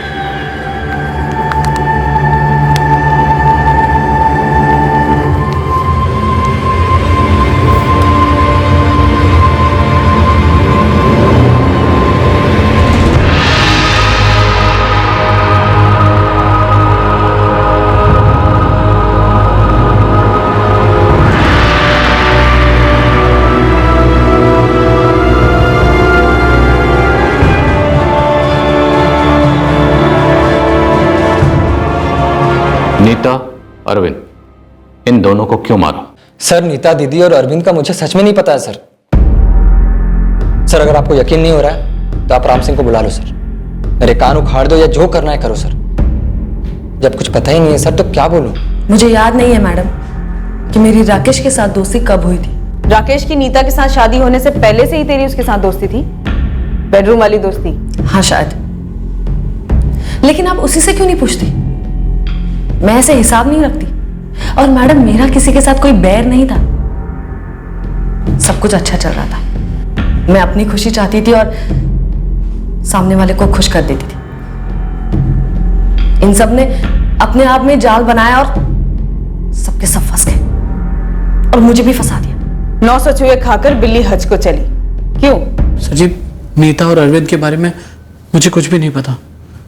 सर जी, प्रतीक और मोहन के कत्ल में मैं शामिल था, ये मैं कबूल करता हूँ, लेकिन नीता और अरविंद के कत्ल को मेरे सर पे क्यों डाल रहे हो साहब, जबरदस्ती? राकेश दास, जबरदस्ती तो हमने भी शुरू भी नहीं की है, हालांकि बहुत पहले करनी चाहिए थी। लेकिन एक बात तो तालाब के पानी से भी ज्यादा साफ है कि पहले तुम्हारी पत्नी नीता और उसके 2 साल के बाद उसका भाई अरविंद दोनों तालाब के पानी में डूबे नहीं थे बल्कि डुबोए गए थे। अब शक की कोई गुंजाइश नहीं कि नीता और अरविंद का कत्ल हुआ। सर, वैसे तो हम सबको तोड़ रहे हैं, लेकिन मुझे पूरा शक है कि इन सारे मर्डर्स के पीछे नीता के पति राकेश दास का ही हाथ है। सर, वैसे प्रतीक और मोहन को पिला करके इस मर्डर को सुसाइड और एक्सीडेंट का रूप देने का आइडिया इसी राकेश का ही था। तब तो 100% नीता और अरविंद के साथ यही हुआ। चौरीपुर से पाठक नगर तक मेरे नाक के नीचे ये सब चल रहा था, मुझे पता कैसे नहीं चला? ऐसा कैसे हुआ इसकी खोज तो तुम्हें अपने अंदर झांक कर करनी होगी मुकेश, पर हुआ तो है। इंसान जब सच का सामना नहीं करना चाहता, आभास होते हुए भी आंख मिलाना नहीं चाहता, तो अक्सर वो सच के साई से भी दूर रहता है। मुकेश, तुम पिछले सालों के एक एक दिन को ध्यान से याद करो। कितनी बार सच ने तुम्हें दस्तक दी होगी और कितनी बार तुमने सुन के भी अनसुना कर दिया होगा।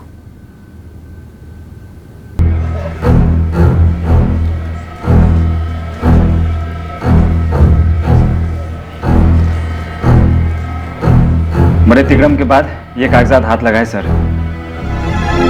इस कमीने राकेश दास ने नीता से शादी करने के 1 हफ्ते बाद ही उसका 25 लाख का बीमा करवाया था 2010 में। और उसके बाद उसने पूरे 2 साल इंतजार किए और फिर अपनी बीवी को मार डाला। हाँ मैम, क्लोजर रिपोर्ट के लिए पीछे पड़ा था चित्रापुर थाने में।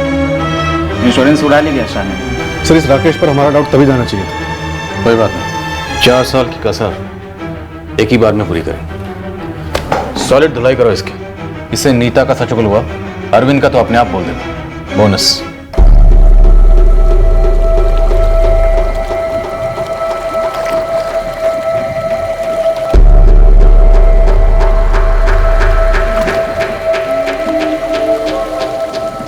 मेरे सर पर बहुत कर्ज था, इसलिए बीमा के पैसे के चलते मैंने नीता से शादी कर ली। तो तुमने नीता को मारने का प्लान उससे शादी करने से पहले ही बना लिया था?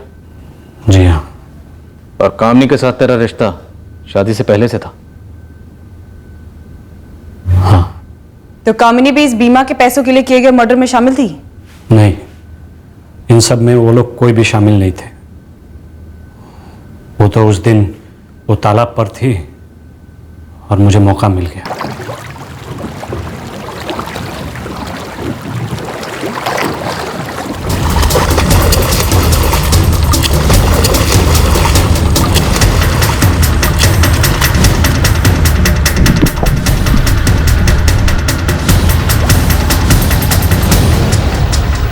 और नीता का भाई अरविंद? अरविंद को पता चल गया था कि मुझे बीमा के पैसे मिल चुके हैं। वो मुझे ब्लैकमेल करने लग गया। मैंने उसको पैसे दिए थे, लेकिन उसको 50% चाहिए था, इसीलिए मैंने उसका भी। तूने उसे भी मार डाला? हाँ, मार डाला उसको भी। उस दिन भी तालाब किनारे कोई नहीं था।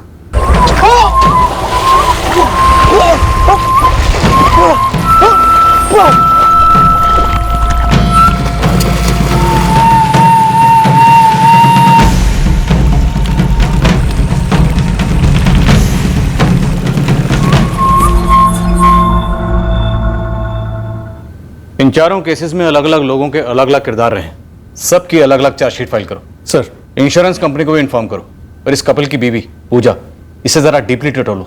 Right sir. इस केस में कुछ लोग नाना कहते हुए भी इन्वॉल्व रहे, ब्लैकमेल करते रहे। और इस फैमिली के बुजुर्ग नारायण जायसवाल, सन्यासी नारायण जायसवाल, जरा पता करो कहीं ऐसा तो नहीं काफी कुछ जानते हुए चुपचाप बैठे रहे हो और मौन व्रत धारण कर लिया। सर वो तो अपनी दुनिया में रहते हैं। लेकिन अगर जुर्म के बारे में जानने के बावजूद चुपचाप बैठे रहे हो तो हमारी दुनिया में उसे भी जुर्म ही माना जाता है।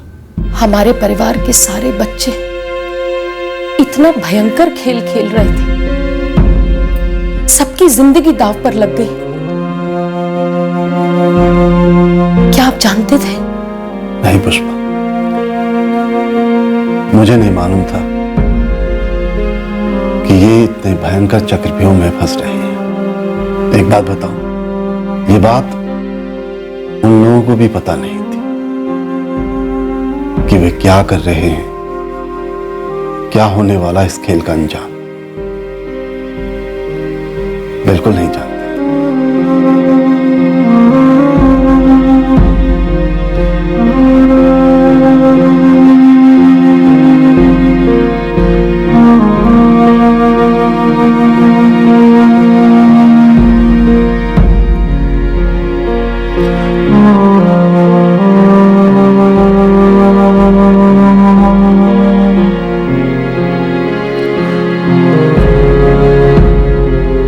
किसी की जान ले लेना किसी भी सूरत में कोई खेल नहीं है, और जुर्म करने के बाद इस उम्मीद में बैठे रहना कि कभी पकड़े नहीं जाएंगे खेल नहीं, बेवकूफी है। कानून और पुलिस एक आध बार फिसल सकते हैं, पर इससे कभी मुजरिम अपने जुर्म से फिसल कर भाग नहीं सकता। इंसान का बनाया कानून इंसानियत और कुदरत के नियमों से ही प्रेरित है। हर कर्म का एक निर्धारित फल होता है और हर जुर्म का एक ही फल है, किए की सजा। जय हिंद। इस तरह के और भी एपिसोड देखने के लिए हमारे चैनल को सब्सक्राइब करें और बेल आइकन दबाना ना भूलें।